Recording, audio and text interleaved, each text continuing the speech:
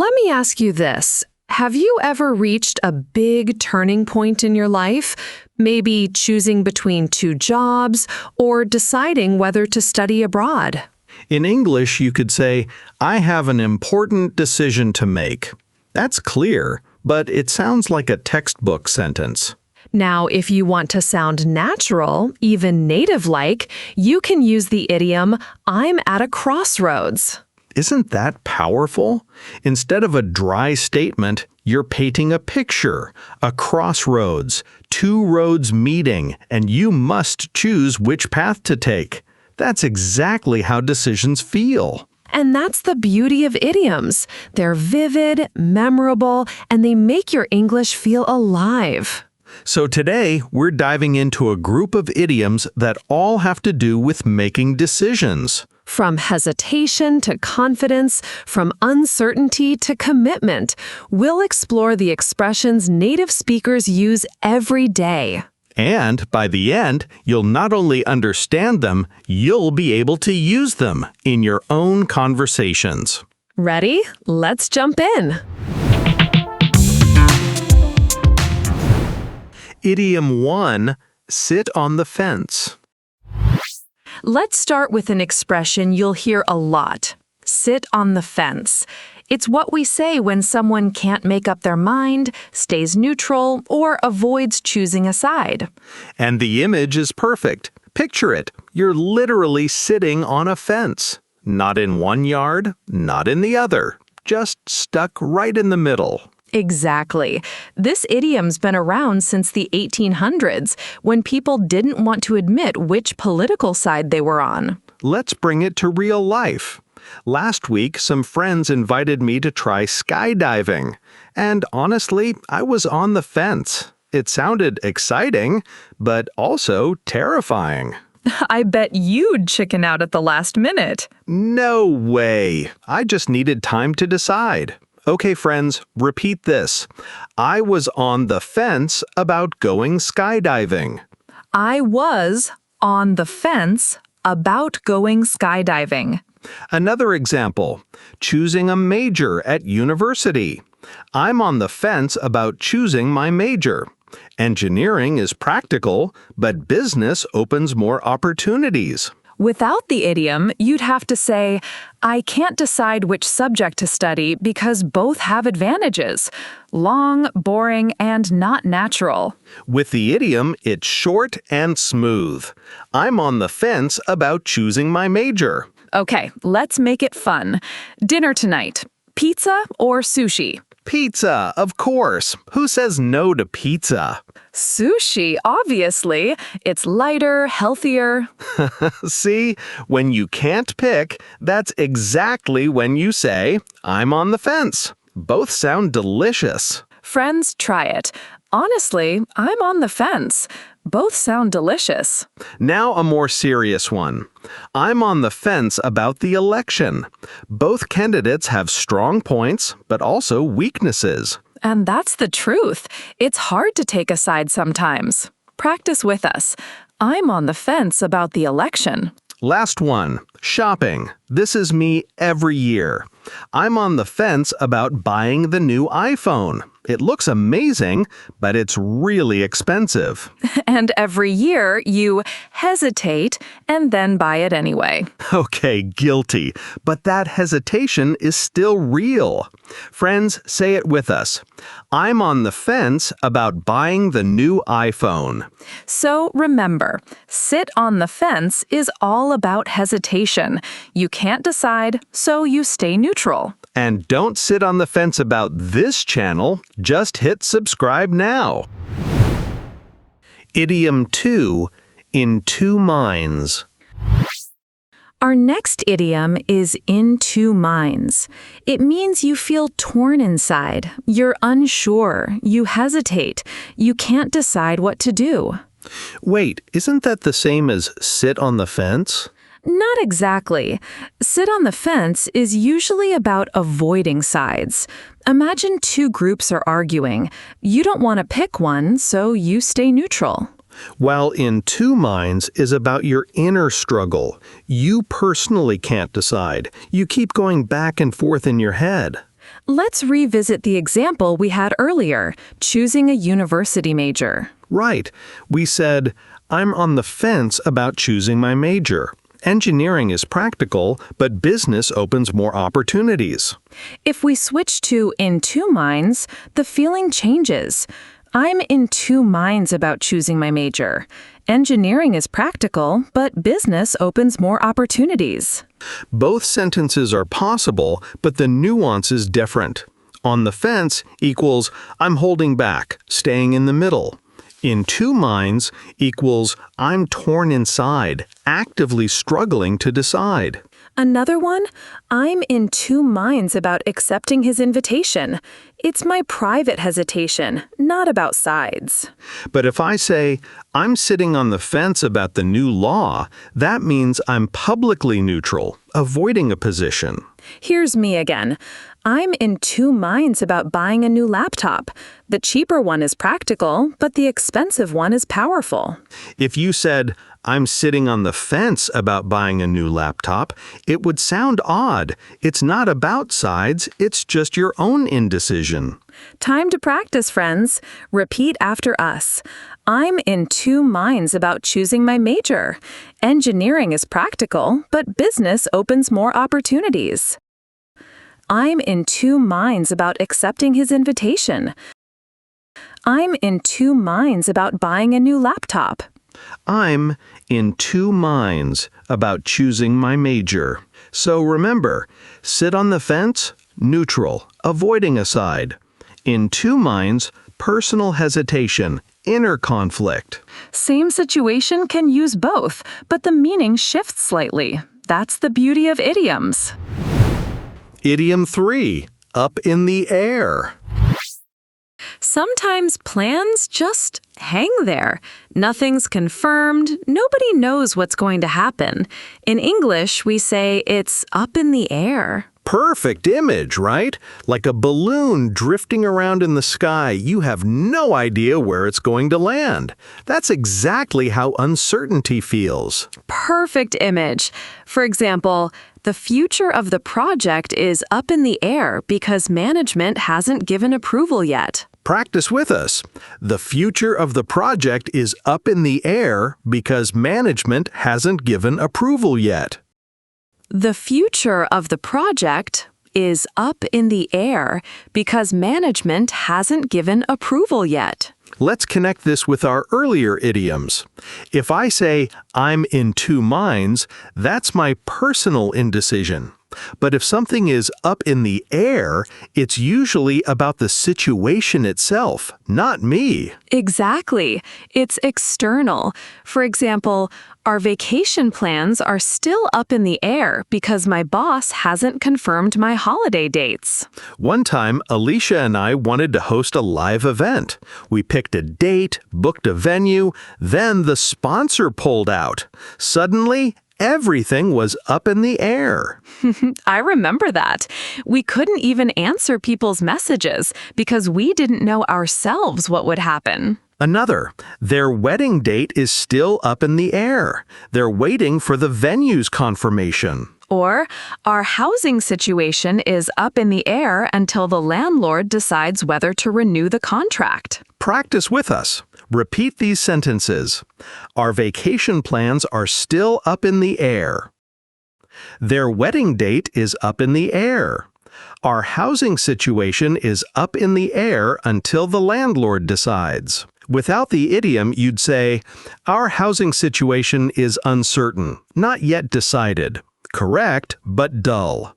With the idiom, it's short, vivid, and natural. It's up in the air. So remember the difference. In two minds, personal hesitation. Sit on the fence, neutrality, avoiding sides.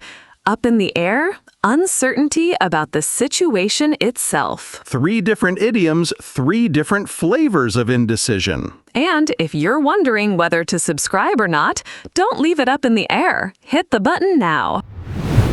Idiom 4, at a crossroads. You know, life isn't always simple. Sometimes we face big decisions. That's when we say, I'm at a crossroads. Right. A crossroads is literally where two or more roads meet. You can't go straight anymore. You have to choose a direction. And metaphorically, it means being in a situation where you need to make an important choice. For instance, I'm at a crossroads in my career. Should I stay in my safe job or start my own business? Or, after graduation, she was at a crossroads. Continue her studies or start working. This idiom often shows up in life-changing situations. Imagine, after the divorce, he felt at a crossroads, unsure which path to take next. That sounds heavy, but it can be positive too. Like, I'm at a crossroads. Do I take the job abroad or stay close to my family? Even for students, it's common. I'm at a crossroads. Should I focus on English for my career or learn another language as well? Okay, practice time. Repeat after us. I'm at a crossroads in my career. Should I stay in my safe job or start my own business? I'm at a crossroads in my career.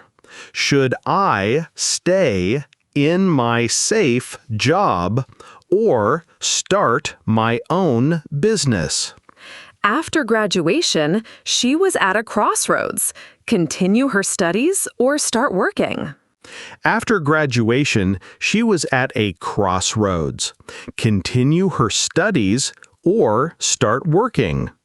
Do you think at a crossroads always has to be something dramatic, Alicia? Not always. Sometimes it's smaller, but still meaningful. Like, I'm at a crossroads. Do I buy this car now or save money for later? True, but usually it carries that feeling of weight, like the choice could change your direction in life. Yes, it's not about what pizza topping you want. It's about choices that matter. So, quick recap. At a crossroads means being in a situation where you must make an important decision, often one that could change your path in life. Exactly. It's serious, reflective, and very common in English when talking about life choices. Idiom 5. Stick to your guns. You know those moments when everyone tells you to change your mind, but you just refuse? In English, we say you stick to your guns. Yeah, it's all about confidence. Even if the whole room disagrees with you, you hold your ground and stay true to your decision. Right. For example, she decided to study art instead of law, and she stuck to her guns despite her parents' advice. Here's another. During the debate, he stuck to his guns and didn't let the other side intimidate him. Practice time, everyone. Repeat with me. She stuck to her guns and studied art instead of law. During the debate, he stuck to his guns. You know, Alicia, I still think learning grammar first is the best way to improve English. Really? I disagree.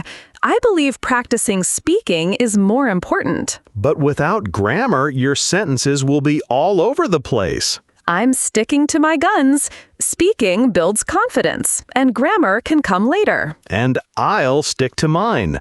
Grammar gives you the foundation. See? That's how you use stick to your guns, when both sides keep their position. Of course, this is just a fun example.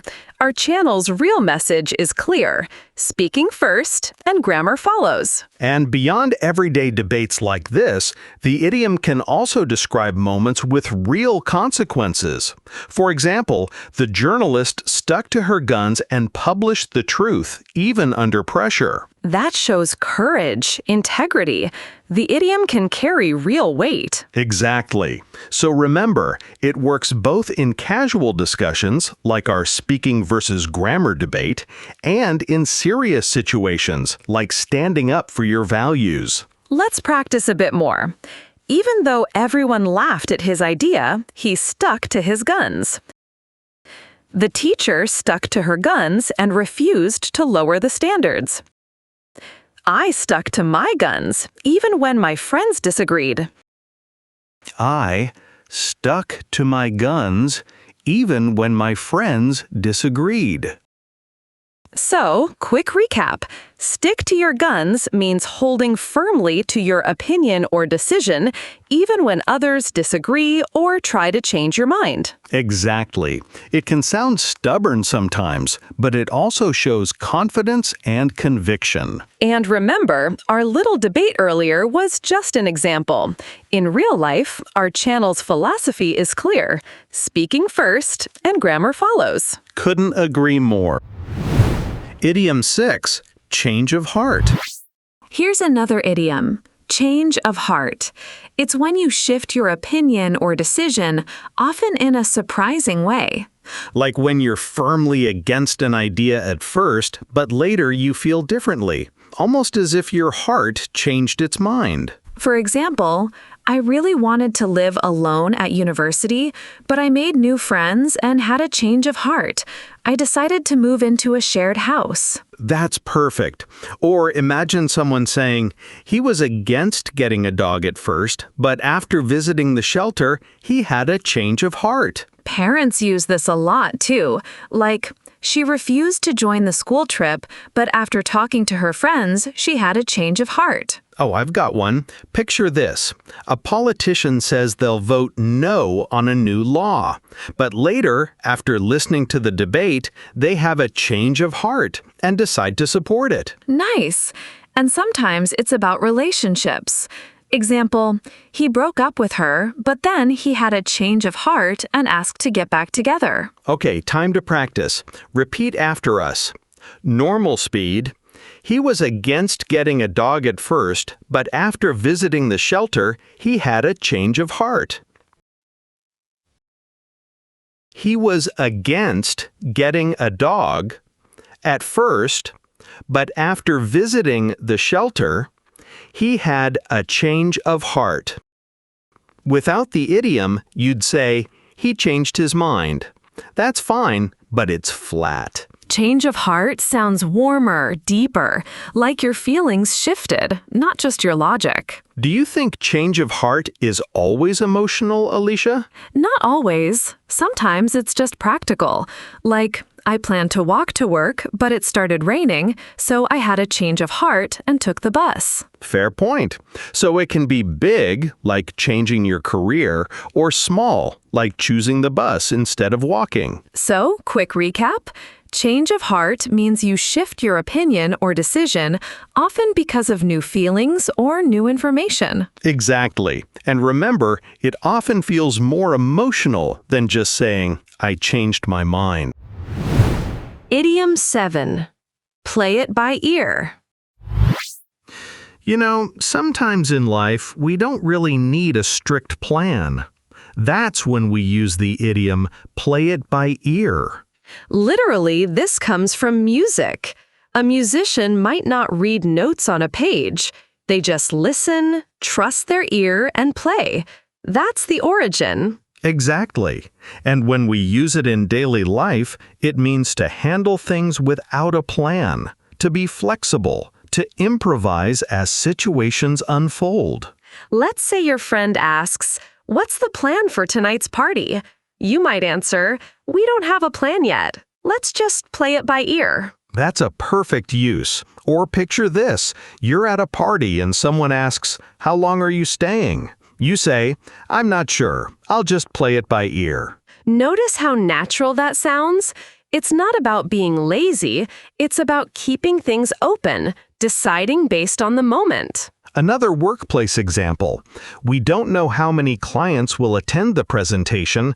Let's play it by ear and adjust as needed. Families use it too. A parent might say, "If the baby gets tired, we'll just play it by ear and decide whether to leave early." Okay, let's practice together. Repeat after us. We don't have a plan for tonight's party yet. Let's just play it by ear. We don't have a plan for tonight's party yet. Let's just play it by ear. I'm not sure how long I'll stay at the party. I'll just play it by ear. Without the idiom, you'd say, I will decide later, depending on the situation. Correct, but boring. Play it by ear is short, vivid, and carries that sense of being relaxed, spontaneous. But Alicia, don't you think if someone says, I'll play it by ear too often, it sounds like they never prepare? That's true. Overusing it can sound careless, but in balance, it shows flexibility, not irresponsibility. So the key is, don't use it as an excuse, use it as a mindset. Quick recap. Play it by ear started as a music term, playing without sheet music. Today, it means to improvise, decide as you go without a strict plan. Exactly. Use it when you want to sound flexible, relaxed, and natural in English. Idiom 8. Weigh your options. Hey Alicia, remember when I was choosing between buying a new laptop or saving money for a trip? Oh yeah, you kept going back and forth for days. Exactly. I had to weigh my options. A laptop would help with work, but a trip would give me new experiences. Right, and that's exactly what this idiom means. To weigh your options is to carefully think about the pros and cons before making a decision. It's like putting choices on a scale and seeing which one is heavier, more valuable for you. Exactly, and it's different from just being in two minds. In two minds is when you feel torn, maybe even stuck emotionally. But weigh your options sounds a bit more logical, like you're doing an analysis. True. Let's give another example. Imagine you get two job offers, one with a higher salary but more stress, and another with less pay but a better work-life balance. You'd need to weigh your options carefully before deciding which one fits your life better. So, audience, repeat after us. I need to weigh my options before deciding. Once more, I need to weigh my options before deciding. Nice. And hey, if you're enjoying these idioms, don't sit on the fence. Subscribe now so you don't miss the next lesson. Good use of the first idiom, Mark. Idiom 9. Make a tough call. You know, Mark, sometimes decisions aren't just about weighing your options. Sometimes they're really hard, no matter what. Yeah, that's when you have to make a tough call. It means making a difficult decision, often when both choices have downsides. Like, imagine you're the manager of a company and sales are down. You either cut staff or risk the company collapsing. That's a tough call. Or a simpler one, choosing between two friends' weddings happening on the same day. No matter what, you'll disappoint someone. Ouch, that hurts. Well, I'd probably just play it by ear and go to whichever has better food. Mark, that's not making a tough call. That's avoiding responsibility. Okay, fair point. Audience, here's a practice line. Normal speed. The coach had to make a tough call and bench the team's star player. The coach had to make a tough call and bench the team's star player. Without the idiom, you'd say, the coach had to make a difficult decision. That's fine, but make a tough call sounds more natural, more idiomatic. And remember, tough calls are part of life. What matters is making them with clarity. Nicely said. So practice with us one more time. She had to make a tough call about her career. She had to make a tough call about her career. Idiom 10. Make up your mind. You know, Alicia, some people take forever to decide things. You mean like you, when we choose where to eat lunch? Hey, that's because there are so many good options. But yeah, that's exactly when you need to make up your mind. Audience, this idiom means to finally decide after being uncertain or hesitating for a while. For example, I couldn't make up my mind about which jacket to buy, so I left the store with nothing. Or, she made up her mind to study abroad next year. Notice, here it shows a final, firm decision. And remember the university example we used earlier? I'm on the fence about choosing my major. Engineering is practical, but business opens more opportunities. Yes, if that person finally chooses engineering, we'd say she made up her mind to study engineering. Exactly. On the fence is when you're still neutral. In two minds is when you're internally torn. And make up your mind is when you finally resolve that tension. Let's practice together. Normal speed. He finally made up his mind to quit his job. He finally made up his mind to quit his job. Another one. I can't make up my mind about what to order. Without the idiom, you'd say, I can't decide what to order. It's okay, but less colorful. With the idiom, it feels more natural, more conversational. I can't make up my mind. So, audience, one last round. Practice this with us. She made up her mind to travel the world after graduation. She made up her mind to travel the world after graduation. And hopefully by now, you've made up your mind to keep practicing with us every day. And that was our 10th idiom, make up your mind. Pretty useful, right? But don't leave just yet. We've prepared something special for you. Yeah, it's time to test yourself. Review the lesson.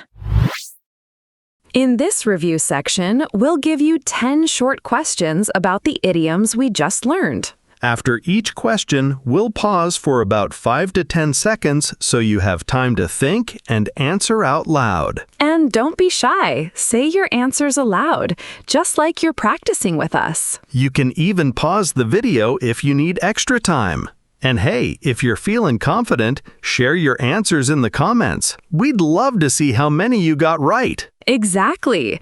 The more you practice, the faster these idioms become part of your natural English. Ready? Let's review the lesson together. And one more thing, don't worry if you're not sure about your answers. Yeah, the correct answers will be waiting for you in the pinned comment below this video. So stay confident, say your answers out loud, and then check later to see how many you got right. First question. Which idiom means you can't decide, you just stay neutral, not picking a side?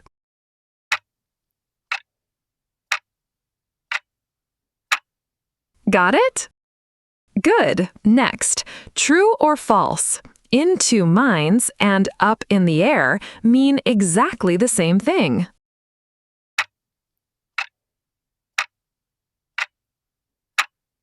Here's another one. Fill in the blank. I finally decided to my mind and choose the red dress.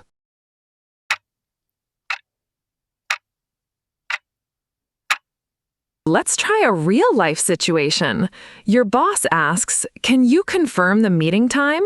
But you're not sure yet. Which idiom would you use?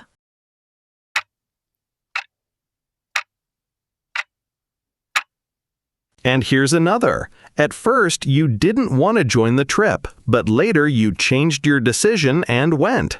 Which idiom fits best?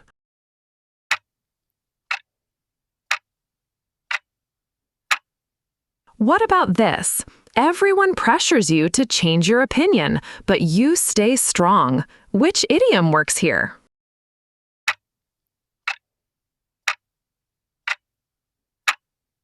Let's try multiple choice. Ready?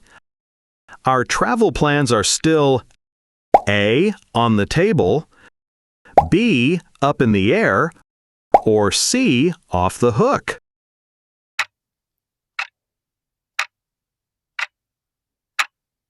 And another one. If you say, I'll just play it by ear, are you saying A, you'll make a detailed plan, B, you'll improvise, Or C, you'll let someone else decide.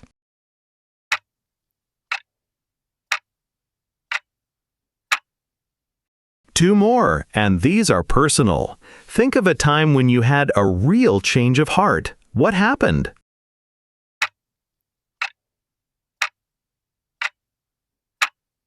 And finally, between speaking first and grammar first, which side would you stick to your guns about?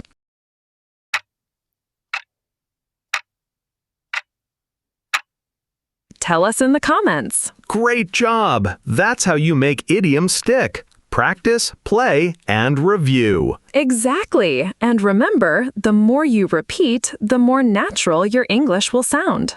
All right, friends, that's a wrap for today's lesson.